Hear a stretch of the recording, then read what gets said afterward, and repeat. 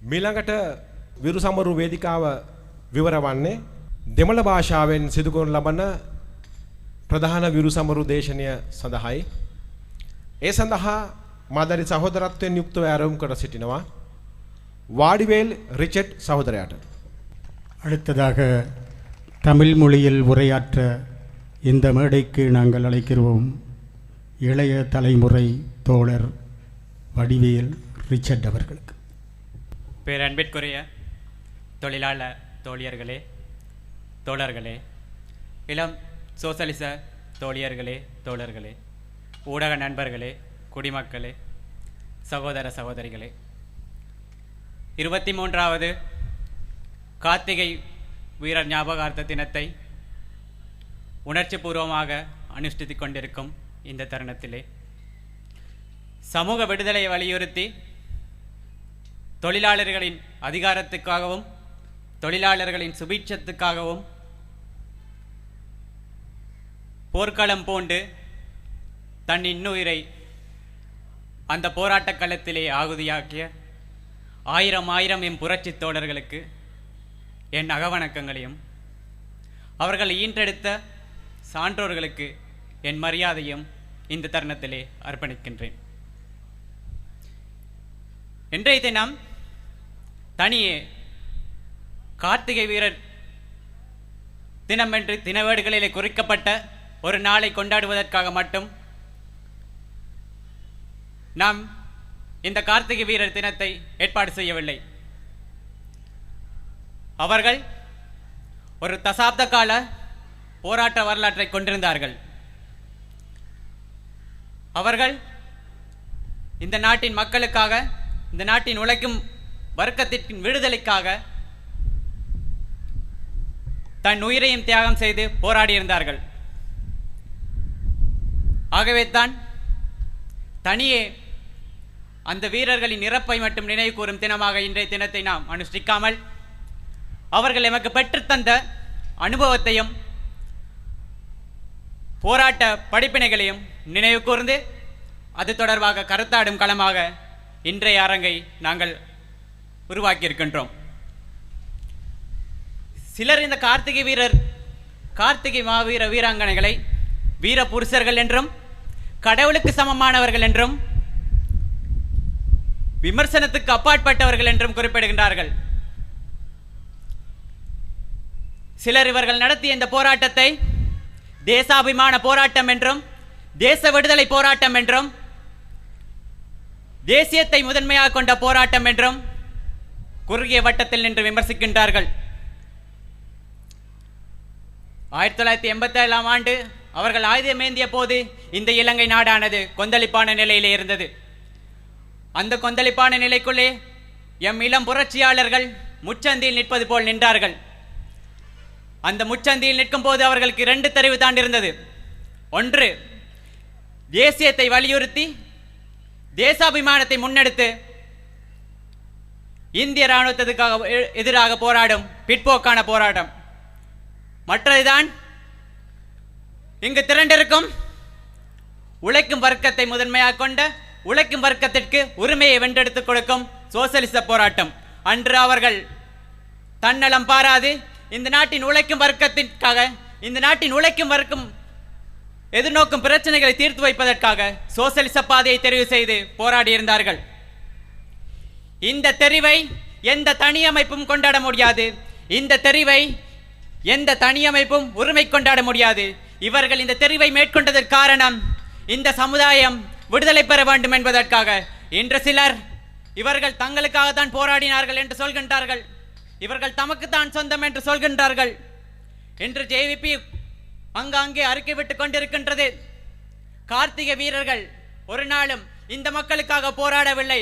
அவர்கள் போராடியதெல்லாம் ஜேவிபி என்ற ஒரு அமைப்புக்காக மட்டும்தான். ஆகவே அவர்கள் அந்த அமைப்பிற்கு மட்டும்தான் சொந்தமானவர்கள். அவர்களை நினைவு கூற வேறு எவருக்கும் தகுதி இல்லை, வேறு எவருக்கும் உரிமை இல்லை என்கின்றார்கள். ஆனால் நாம் தெளிவாக கூறியிருந்தோம், மக்கள் விடுதலை முன்னணி இந்த கார்த்திகை வீரர் தினத்தை ஏற்பாடு செய்வதற்கான குழுவை அமைக்க முன் அந்த தினத்தை எவராவது அனுஷ்டிக்க முயற்சித்தால் அதை குழப்பும் வகையில் திட்டமிட்டு அதற்கான குழுவை உருவாக்கியிருந்தது. அவர்கள் தான் கடந்த காலங்களில் எம் தோழர்களை தாக்கினார்கள், எம் தோழர்களின் கை கால்களை முறித்திருந்தார்கள். நாங்கள் மேற்கொள்ளும் இந்த நிகழ்வை நடத்துவதற்கு மேற்கொண்ட சகல முயற்சிகளும் தடுத்து நிறுத்த முயற்சி இருந்தார்கள். ஆனாலும் நாங்கள் பின்தரவில்லை. எமக்கு கார்த்திகை வீரர்கள் கற்றுக் கொடுத்த பாதையிலே நாம் முன்னின்று இந்த தினத்தை ஏற்பாடு செய்திருந்தோம். உண்மையிலே இந்த இடத்திலே புரட்சி தோழன் லெனின் சொன்ன ஒரு கருத்தை நான் உங்களுக்கு சொல்ல விரும்புகின்றேன். கம்யூனிச பாதையில் இருந்து விலகி செல்பவன் காட்டு மிராண்டியாவான். கம்யூனிச பாதையில் இருந்து விலகி செல்பவன் காட்டு மிராண்டியாவான்.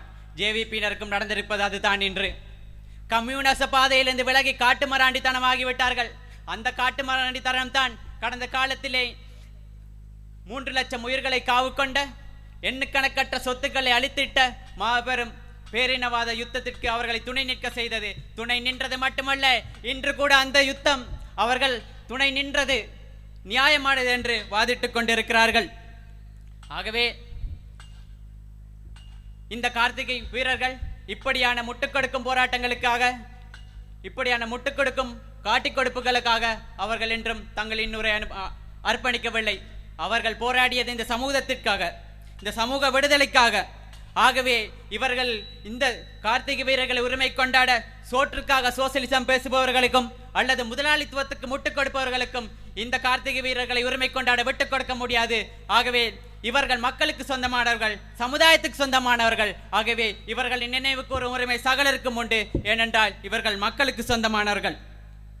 இந்த கார்த்திகை வீரர்கள் எந்த அவலங்கள் இந்த நாட்டிலே அரங்கேறக்கூடாது என்று போராடினார்களோ, எந்த அவலங்கள் இந்த நாட்டிலே நடக்கக்கூடாது என்று அன்றே ஆயுதம் ஏந்திருந்தார்களோ, அந்த அவலங்கள் இன்று அடுக்கடுக்காக அரங்கேறிக் கொண்டிருக்கின்றன. எங்களுக்கு தெரியும், 1983ஆம் ஆண்டிலே வெளிக்கடை சிறையிலே 54 சிறை கைதிகள் கொல்லப்படுகின்றார்கள். இந்த நாட்டின் முதலாளித்துவத்தை கட்டி காப்பதற்கு உருவாக்கப்பட்ட இந்த இராணுவம் அன்று சிறையிலே அவர்களை கொண்டிருந்தது. அதைத் தொடர்ந்து தெரியும், வவுனியாவிலே கடந்த சில மாதங்களுக்கு முன்பாக நிமல ரூபன் என்பவன் கொல்லப்பட்டான். அதைத் தொடர்ந்து டில்ருக்ஷான் என்ற தலைவரும் போராளியும் எங்கள் மத்தியிலிருந்து பலி எடுக்கப்பட்டார். உண்மையிலே இவர்களை கொண்டொழித்த இந்த அரசாங்கம் இவர்கள் பயங்கரவாதிகள் என்று முத்திரை குத்தியிருந்தது. இவர்கள் கொல்லப்பட வேண்டியவர்கள் என்று பிரச்சாரம் செய்திருந்தது. அந்த பிரச்சாரம் இனவாத மாயைக்குள் சிக்கி தவித்திருந்த இந்த நாட்டின் தென்னிலங்கை மக்களிடையே எடுப்பட்டது. மக்கள் அதை அங்கீகரித்தார்கள். அன்று நடந்தது, சில மாதங்களுக்கு நடந்தது வடக்கு சார்ந்த மக்களுக்கு இல்லை. அது அங்குடன் முறையில்லை. கூப்பிடும் தூரத்தில் இருக்கும் வெளிக்கடை சிறையிலே இன்று 30க்கும் மேற்பட்ட சிறை கைதிகள் கொல்லப்பட்டிருக்கின்றார்கள். இன்னும் சுட்டுக் கொல்லப்பட்டுக் கொண்டிருக்கிறார்கள். எங்களுக்கு தெரியும், இந்த சிறை கைதிகள் ரவுடிகள் என்றும், இந்த சிறை கைதிகள் பாதாள உலகத்தை சேர்ந்தவர்கள் என்றும், குற்றவாளிகள் என்றும், ஆகவே இவர்கள் கொல்லப்பட வேண்டியவர்கள் என்றும் இந்த அரசாங்கம் பிரச்சாரம் செய்திருந்தது. பொருளாதார சிறைக்குள் முட்டுப்பட்டு எலும்பு துண்டுகளுக்கு ஓடுவது போல் பணத்தை தேடி ஓடிக்கொண்டிருக்கும் இந்த மக்கள் இந்த செய்தியை கண்டும் காணாதது போல் போய்கொண்டிருக்கிறார்கள். மகிந்த கூட்டணி தன் குடும்ப சொத்தை பெருக்கிக் கொள்வதற்காக கொண்டு வந்த வரவு செலவு திட்டத்தை நிறைவேற்றிக் கொள்வதற்காக அதை இந்த மக்கள் கவனத்திலிருந்து திசை திருப்புவதற்காக சோதனை என்ற பெயரிலே அந்த வெளிக்கடை சிறைச்சாலையிலே திட்டமிட்ட கலவரத்தை உருவாக்கி 30க்கும் மேற்பட்ட சிறை கைதிகளை பலி எடுத்திருந்தது. எங்களுக்கு தெரியும், சிறை கைதிகள் குற்றம் செய்தார்களா இருக்கலாம், தண்டனைக்குரியவர்களா இருக்கலாம். ஆனால் அவர்களை கொல்வதற்கான உரிமை யாருக்கும் இல்லை. அதை எந்த மனிதத்துவமும் அனுமதிக்காது. எங்களுக்கு தெரியும், ஊருக்குள்ளே ஒரு யானை புகுந்து, காட்டு யானை புகுந்து அட்டகாசம் பண்ண வெளிக்கிட்டது என்றால் போலீசாரையே யாரும் ஒத்தியை அனுப்பி அந்த யானைக்கு வெடி வைப்பதில்லை, அல்லது மக்கள் தாக்குவது கூட இல்லை. ஏன், அந்த யானை யாரையேனும் கொன்றால் கூட அந்த யானைக்கு எந்த தொந்தரவும் கொடுப்பதில்லை, வெடி வைத்தோ துப்பாக்கிச்சூடு நடத்தியோ. மீறி எவராது வெடி வைத்தால் அவர்கள் சட்டத்தின் முன் நிறுத்தப்பட்டு தண்டிக்கப்படுவார்கள். சாதாரண யானைக்கே இந்த நிலைமை இருக்கும் போது வெளிக்கடையில இருந்த அந்த 30 சிறை கைதிகளுக்கு அந்த மனிதாபினம் மறுக்கப்பட்டது, மண்டியிடப்பட்டு வைக்கப்பட்டு சுடப்பட்டார்கள். இதை இந்த நாட்டு மக்கள் கண்டும் காணாதது போல் போய்கொண்டிருக்கிறார்கள். ஏனென்றால் அவர்களை இந்த நாட்டின் பொருளாதார சிறைக்குள்ளே தள்ளி வேறு எதை பற்றியும் சிந்திக்காமல் தன்னை பற்றி மட்டுமே சிந்திக்க பழக்கி இருக்கின்றது. இதே எந்த இராணுவம், அதாவது இந்த பாட்டாளி மக்களின் மத்தியில் இருந்தே உருவாக்கி பாட்டாளிகளை அடக்குவதற்காக உருவாக்கப்பட்ட இந்த முதலாளித்துவ இராணுவம் தான் இன்று வடக்கு கிழக்கிலே முகாம்கள் என்ற பெயரிலே முகாமிட்டு இருக்கின்றது. உண்மையிலே இன்று இந்த தென்னிலங்கை மக்களுக்கு கூறப்படும் விடயம்தான், விடுதலை புலிகள் மீண்டும் உருவாகி விடுவார்கள், மீண்டும் பயங்கரவாதம் தோன்றும், மீண்டும் பிரிவினைவாதம் தோன்றும். ஆகவே அதை தடுப்பதற்காக வடக்கு கிழக்கிலே நாங்கள் முகாம்களை அமைத்திருக்கின்றோம் என்று கூறுகின்றார்கள். இனவாத மாயைக்குள் சிக்கி தவிக்கும் இந்த மக்களும் அதை ஏற்றுக்கொண்டிருக்கின்றார்கள். ஆனால் உண்மை அதுவல்ல. வடக்கு கிழக்கிலே முகாம்கள் இருக்கும், இராணுவ பெரும் முகாம்கள் இருக்கும். அத்தனை இடங்களையும் எடுத்து பார்த்தோம் என்றால் வடக்கு கிழக்கின் வளங்கள் கொளிக்கும் இடங்கள், கொக்குவில்லாக இருக்கட்டும், மணலாறாக இருக்கட்டும், மணற்காடாக இருக்கட்டும், சம்பூராக இருக்கட்டும், கொக்கிலாயாக இருக்கட்டும், எல்லா இடங்களுமே கனிய வளங்களும் நன்னீர் வளமும் நிறைந்த பிரதேசங்கள். இந்த பிரதேசங்களை மக்களிடமிருந்து அபகரித்து வைத்திருப்பதன் நோக்கம் எதிர்காலத்திலே தங்கள் பொருளாதார திட்டங்களை நிறைவேற்றி மேலும் மேலும் வளச்சுரண்டலை மேற்கொண்டு தங்களை வளப்படுத்திக் கொள்ளலாம் என்ற ஒரு திட்டத்திற்கு, ஒரு பிற்போக்கான பெரும் அவலத்திற்குரிய திட்டத்தின் காரணமாகத்தான். இதைவிட மனிதாபிமான யுத்தம், மக்களை மீட்கும் யுத்தம் என்று வடக்கு கிழக்கிலே அரங்கேற்றிய கொடூர யுத்தத்தின் பின் சரணடைந்த போராளிகளுக்கு புனர்வாழ்வு என்ற பெயரிலே அவர்களை முகாம்களை அடைத்து சித்திரவதை செய்த அரசு என்று அவர்களிடமிருந்து ஆயுதங்களை கலக்கின்றோம் என்று கூறிய அரசு இன்று சிவில் பாதுகாப்பு படை என்ற பெயரிலே அவர்களுக்கு ஆயுதங்களை கொடுத்துள்ளது, பலவந்தமாக திணித்துள்ளது. அன்று சயனைட் குப்பிகளை கழுத்திலே சுமந்து சென்றவர்களுக்கு இன்று போதை குப்பிகளை விநியோகிக்கின்றார்கள். இவ்வாறு சமூக அவலங்களை அரங்கேற்றி அங்கே அடக்குமுறையை பிரயோகித்து அந்த மக்கள் இந்த வளச்சுரண்டலுக்கு எதிராக, இந்த பொருளாதார சுரண்டலுக்கு எதிராக எழுந்து நிற்க வண்ணம் அடக்கி ஆண்டு கொண்டிருக்கின்றது. வடக்கிலே மட்டுமா அது? இதோ கூப்பிடும் தூரத்திலே காவத்தையிலே 15 பெண்கள் கொலை செய்யப்பட்டார்கள். பயங்கரவாதத்தை தோற்கடித்தோம் என்று ஐநாவிலே தம்பட்டம் அடிக்கும் இந்த அரசிற்கு காணுமிடமெல்லாம் பொதுமக்களின் காணிகளை அபகரித்து வெற்றி சின்னங்களை அமைக்கும் இந்த அரசின் படைகளுக்கு காவத்தை பெண்களை கொலை செய்த குற்றவாளிகளை இன்னும் கண்டுபிடிக்க முடியவில்லை. உண்மை அதுவல்ல. காவத்தையின் வளக்கொலிக்கும் நிலம் யாருக்கோ தேவைப்படுகின்றது. அந்த நிலத்தை அபகரிக்க வேண்டும் என்றால் வடக்கிலே போல் முகாம் அமைக்க முடியாது. ஆகவே தான் அங்கே திட்டமிட்ட கொலைகளை அரங்கேற்றி மக்களை, தனியே இருக்கும் பெண்களை கொலை செய்து கூடிய சீக்கிரமே அந்த பகுதியில் இந்த மக்களை வெளியேற்ற நினைக்கின்றது. அப்படி வெளியேறினால் அந்த நிலத்தை இலகுவாக ஆக்கிரமிக்கலாம். இதை யார் செய்கிறார்கள், யார் இதன் பின்னணியில் இருக்கிறார்கள் என்று ஊகிப்பது உங்களுக்கு ஒன்றும் கஷ்டமான விடயமில்லை.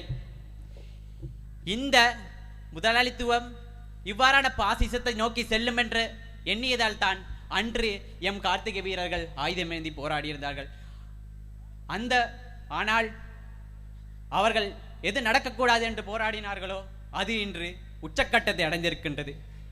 இந்த முதலாளித்துவ பாசிசம் இந்த நாட்டை குப்பை மேடாக்கி இருக்கின்றது. அது எந்த அளவு என்றால், அண்மையிலே காலி பிரதேசத்திலே ஒரு பிரதேச சபை உறுப்பினர் பெருவிருந்து வைக்கின்றார். அவர் ஒன்றும் ஒலிம்பிக்கிலே பதக்கம் வென்றதுக்காக விருந்து வைக்கவில்லை, உலக சாதனை படைத்ததற்காக விருந்து வைக்கவில்லை. 99 சிறுமிகளை துஷ்பிரயோகம் செய்து விட்டார். 100வது சிறுமியை துஷ்பிரயோகம் செய்ய போகின்றார். ஆகவே அதற்காக அவரை நண்பர்களை அழைத்து விருந்து வைக்கின்றார். அவரை 100வது பலி எடுப்பாக 14 வயது சிறுமி துஷ்பிரயோகம் செய்யப்பட்டாள். நாடு அந்த அளவு குப்பை மேடாகியுள்ளது. இதை விட சிறந்த உதாரணம் உங்களுக்கு தேவையில்லை. எம் கார்த்திகை வீரர்கள், புரட்சி தோழர்கள், இந்த அவலம், இந்த குப்பை, இந்த நாடு இப்படி குப்பை மேடாக ஆகக்கூடாது என்று தான் போராடி இருந்தார்கள். இந்த போராட்டத்தை நியாயப்படுத்தவும் நிராகரிக்கவும் தனிநபர்களுக்கு அனுமதி தர முடியாது. தனிநபர்களுக்கு உரிமை இல்லை. ஏனென்றால் இவர்கள் மக்களுக்காக போராடினார்கள். இதை தீர்மானிக்க வேண்டியவர்கள் இந்த நாட்டின் உழைக்கும் வர்க்கமாகிய மக்களே தான். இவர்களின் போராட்டம் குறைகளையும் நிறைகளையும் தாங்கித்தான் நின்றது. இவர்கள் சோசலிச சமூகத்தை உருவாக்க வேண்டும் என்ற லட்சியத்திற்காக போராடினார்கள். இதற்காக எதையும் செய்ய தயாராக இருந்தார்கள். ஆனால் அவர்கள் சோசியலிச புரட்சியை நடத்திய போது இந்த நாட்டின் மக்கள் தயார்படுத்தப்பட்டிருக்கவில்லை, அதற்காக தயாராகி இருக்கவில்லை. ஆகவே யதார்த்த நிலைமைக்கும் அவர்களின் லட்சியத்துக்கும் இடையே இடைவெளி இருந்தது. இந்த நிலையிலே என்றுமே அதிகாரத்தை அனுபவித்ததாட அதிகாரத்தை கொண்டு நடத்திராத இந்த பாட்டாளி வர்க்கம், முதலாளி வர்க்கம் எந்த ஆயுதங்களை கொண்டு அடக்குகின்றதோ அந்த ஆயுதங்களை ஏந்தி புரட்சியை ஆரம்பித்தது. ஆயுதத்தை திடீரென்று தூக்கியவுடன் பாட்டாளி வர்க்கத்தின் பிற்போக்குத்தனங்கள் முன்வந்தன. அதன் காரணமாகத்தான் இளைஞர்கள், அன்று போராடிய புரட்சியாளர்கள் யதார்த்தத்துக்கும் லட்சியத்துக்கும் இருந்த இடைவெளியை நிரப்ப மக்கள் மீது வன்முறைகளை பிரயோகித்தார்கள். மக்களை பலவந்தமாக போராட்ட களத்துக்கு இழுத்தெடுத்தார்கள். ஆகவே தான் இந்த போராட்டம் அன்று முழுமையடைய முடியாது போனது. அதைவிட அவர்கள் ஆயுத போராட்டம் ஒன்றை நடத்திய போது அதற்கான எந்த தயார்படுத்தல்களும் இல்லாமல், முறையான பயிற்சிகளும் இல்லாமல் கையில் கிடைத்ததெல்லாம் எடுத்து போராடி இருந்தார்கள். இதுவும் கூட அந்த புரட்சி போராட்டம் அன்று வெற்றி பெறாமல் இருக்க பெரும் பங்கு வகித்தது. இந்த குறைகளெல்லாம் நாங்கள் ஏற்றுக்கொண்டு அவர்களிடம் எடுக்க வேண்டிய மிக சிறந்த விடயங்கள் இருக்கின்றது. அவர்கள் வரலாறு அவர்களை நிர்பந்தம் செய்யும், அவர்களை தூசிக்கும் என்று அவர்கள் அறிந்திருந்தார்கள். வரலாறு தன்னை எது செய்தாலும் பரவாயில்லை, வரலாறு தன்னை தூசித்தால் பரவாயில்லை, அந்த வரலாற்று காலத்திலே வாழும் மக்களின் வாழ்க்கை நன்றாக இருக்க வேண்டும் என்று அவர்கள் சிந்தித்தார்கள். ஆகவே தான் அந்த தூசிப்பையும் துறந்து, அந்த தூசிப்பையும் மறந்து அவர்கள் அந்த போராட்டத்தை நடத்தி இருந்தார்கள். எங்களுக்கு தெரியும். அதனால் தான் வயது வித்தியாசமின்றி அந்த போராட்டத்திலே இளைஞர்கள், சிறுவர்கள், பெரியவர்கள் என்று அனைவரும் பங்கு பற்றியிருந்தார்கள். அதிலே நாங்கள் நினைவு கூற வேண்டிய பல சம்பவங்கள் இருக்கின்றன. எங்களுக்கு தெரியும், ஒரு கிராமத்திலே 87ஆம் ஆண்டு கிளர்ச்சி நடந்து கொண்டிருந்த நேரத்திலே ஒரு கிராமத்து பாடசாலையிலே ஒரு 8ஆம் தரத்திலே படிக்கும் மாணவர்களின் பெரும்பாலானோர் புரட்சியுடன் சம்பந்தப்பட்டிருக்கின்றார்கள். பாடசாலை மாணவர்கள் புரட்சியில் சம்பந்தப்பட்டிருப்பதை கண்டு காட்டிக் கொடுப்பதற்காகவே சில காட்டிக் கொடுப்பாளர்களும் சந்தர்ப்பவாதிகளும் அரசாங்க படைகளுடன் சேர்ந்திருந்தார்கள். அவர்கள் ஒவ்வொரு பாடசாலை முன்னும் போய் நின்று அவர்களுக்கு முகமூடி அணிவிக்கப்பட்டிருக்கும். அவர்கள் யாராவது புரட்சியுடன் சம்பந்தப்பட்டவர்கள் இருந்தால் தலையாட்டி காட்டிக் கொடுப்பார்கள். அன்று ஒரு மாலை பொழுது அந்த 8ஆம் தர மாணவர்கள், புரட்சியுடன் மிக நெருங்கிய தொடர்பை வைத்திருந்த மாணவர்கள் வெளியே வருகின்றார்கள். முகமூடி அணிந்த காட்டிக் கொடுப்பாளன் ஒரு மாணவனை காட்டிக் கொடுக்கின்றான். உடனே அந்த மாணவன் அந்த முகமூடி அணிந்தவனை பாய்ந்து குதறி கடிக்கின்றான். அவன் அப்படி செய்ததற்கு காரணம் இருக்கின்றது. தனக்கு பின்னால் நிறைய புரட்சியாளர்கள் இருக்கின்றார்கள், அவர்கள் காட்டிக் கொடுக்கப்படக்கூடாது, அவர்கள் இருந்தால்தான் நாளை போராட்டம் தொடரும். ஆகவே தன் உயிரையும், அன்று அந்த தருணத்திலே அந்த தோழன் சுட்டுக் கொல்லப்பட்டிருந்தான். தன் உயிரையும் தியாகம் செய்து அன்று போராட்ட தோழர்களை காப்பாற்றியிருந்தான். இப்படியான தியாகங்கள் தான் எம்மை இன்று கூட இங்கு திரண்டு இந்த போராட்டம் சம்பந்தமாக, புரட்சி சம்பந்தமாக கதைக்க வைத்திருக்கின்றது. எமக்கு இந்த புரட்சியாளர்கள் இட்டு சென்ற கட்டளை இருக்கின்றது. இந்த புரட்சியாளர்கள் எமக்கு கற்றுத்தந்த பாடம் இருக்கின்றது. ஆகவே காலம் நமக்கு சில கடமைகளை இட்டிருக்கின்றது. இன்று நாட்டிலே சகல பிரச்சனைகளும் இனவாதத்தால் மூடி மறைக்கப்படுகின்றன. அண்மையிலே தெரியும், ஒரு முஸ்லிம் வியாபாரிக்கும் சிங்கள வியாபாரிக்கும் இடையிலான முரண்பாடு இந்த நாட்டிலே பள்ளிவாசல்களை உடைக்கும் அளவுக்கு போய் இனவாதத்தை இன்னும் போசனை செய்து வளர்த்திருந்தது. தெரியும், குறுஞ்செய்திகள் பரவலாக அனுப்பப்பட்டன. முஸ்லிம் கடைகளிலே கொள்வனவு செய்யாதீர்கள், முஸ்லிம் கடைக்கு போகாதீர்கள் என்றெல்லாம். உண்மையிலே ஒரு பிரபல புடவைக்கடை, முஸ்லிம் புடவைக்கடை வியாபாரிக்கும் புதிதாக ஆரம்பிக்கப்பட்ட சிங்கள புடவைக்கடை வியாபாரிக்கும் இடையிலான முரண்பாடே இந்த நிலை கொண்டு வந்திருந்தது. சில பிரச்சாரங்களை கூட கண்டிருந்தோம். முஸ்லிம்கள் 16 பிள்ளைகளை பெறுகின்றார்களாம், அவர்கள் சனத்தொகையிலே கூடிக்கொண்டு போகின்றார்களாம், நாளை இலங்கை முஸ்லிம்கள் கைக்கு போகும், ஆகவே இந்த நாடு முஸ்லிம்களுடைய நாடாகவும் இதை தடுக்க முஸ்லிம்களுக்கு எதிராக நாம் போராட வேண்டும் என்ற இனவாதம் தூசிக்கப்பட்டது. இதற்கு ஒரே காரணம் வியாபார நோக்கம்தான். நாம் இந்த நேரத்தில் ஒரு கேள்வி கேட்கின்றோம், முஸ்லிம்களுக்கு 16 பிள்ளைகள் பெற முடியும் என்றால் ஏன் ஏனையவர்களுக்கு பெற முடியாது? ஏனையவர்கள் அதை பெறுவதை யார் தடுத்தது? இவ்வாறான பிற்போக்குத்தனமான கருத்தை நம்பி ஏமாறாதீர்கள். சகல பிரச்சனைகள் நாட்டிலே இனவாதத்தால் மூடி மறைக்கப்பட்டு கொண்டிருக்கின்றன. எனவே இப்படி இனவாதத்தால் அரசு பிரச்சனைகளை மூடி மறைக்கும் போது தமிழ் தலைவர்களோ குறுகிய தேசியவாதத்தை கையில் எடுத்து குறுகிய கோரிக்கைகளை முன்வைத்து போராடுகின்றார்கள்.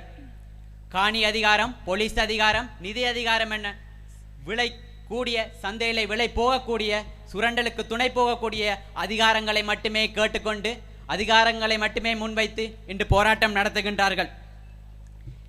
இது கலைக்கப்பட வேண்டும், இது அம்பலப்படுத்தப்பட வேண்டும். இந்த நாட்டிலே வர்க்கத்தை கட்டியெழுப்பி வர்க்க உணர்வை தூண்டி மக்களிடையே வர்க்க போராட்டமே இன்று எமக்கு காலமிட்டுள்ள கட்டளையாகும். எமக்கு தெரியும், இந்த நாட்டிலே இனவாதத்தை தோற்கடிக்க வேண்டும் என்றால் மக்கள் ஒன்றிணைந்து செயற்பட வேண்டும். லலித் குமாரும் குகனும் அதைத்தான் செய்திருந்தார்கள். வடக்கிற்கு போய் அவர்கள் செய்தது இந்த நாட்டின் மக்களிடையே இனவாதங்களை கலைத்து வர்க்க உணர்வை கட்டியெடுத்து வர்க்க போராட்டத்தை கொண்டு நடத்த வேண்டும் என்று.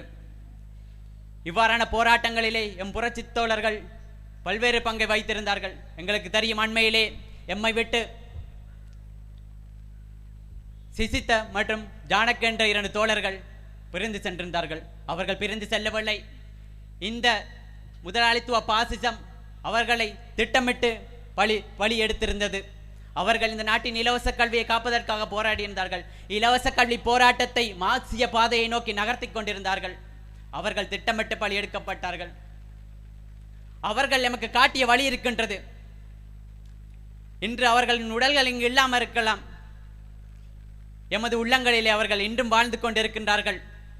இங்கு ஆயிரக்கணக்கில் மாத்தலன்களும் சிசித்தைகளும் நிறைந்திருக்கின்றார்கள். அவர்கள் எமக்கு தந்திருக்கும் படிப்பினை இருக்கின்றது. அவர்கள் எமக்கு வழங்கி சென்றிருக்கும் ஆற்றல் இருக்கின்றது. அதை கொண்டு இந்த நாட்டின் தலைவதியை மாற்றும் வர்க்க போராட்டத்தை கட்டியெழுப்ப வேண்டியது எம்முடைய கடமை. சோசியலிச கொள்கையின் கீழே அனைத்து வர்க்க மக்களும் திரண்டு வர்க்க உணர்வை கட்டியெழுப்ப வேண்டிய சுமை எம் தோள்களில் சுமத்தப்பட்டிருக்கின்றது. அந்த சுமையின் கணத்தை சுமப்பதற்கு எம் கார்த்திகை வீரர்கள் எமக்கு தைரியத்தையும் ஊக்கத்தையும் வழங்கி சென்றிருக்கின்றார்கள். அந்த தைரியமும் ஊக்கமும் எம் எதிர்காலத்திலே வர்க்க போராட்டத்தை வெற்றி பெறும் புரட்சியை நடத்த வழிகாட்டும். எனவே ஒன்றுபடுங்கள் தொழிலாளர்களே, ஒன்றுபடுங்கள் மக்களே, ஒன்றுபடுங்கள் மாணவர்களே, ஒன்று சேருங்கள் தலைவர்களே, ஒன்று சேருங்கள் குடிமக்களே. நாட்டின் வர்க்க போராட்டத்தை முன்னெடுக்க சோசியலிச மார்க்கத்தை கற்றுக்கொள்ளுங்கள் குடிமக்களே. கற்றுக்கொண்டு போராட்டம் நடத்த முன்வாருங்கள் குடிமக்களே. நாளைய மலரும் உலகம் சோசியலிச உலகமாக இருக்கட்டும். அதற்கான புரட்சி போராட்டம் இன்றே வெடிக்கட்டும். அதுவரை போராட்ட களங்களிலே மீண்டும் மீண்டும் சந்திப்போம். போர் பூமியிலே போராளியாவோம். நன்றி.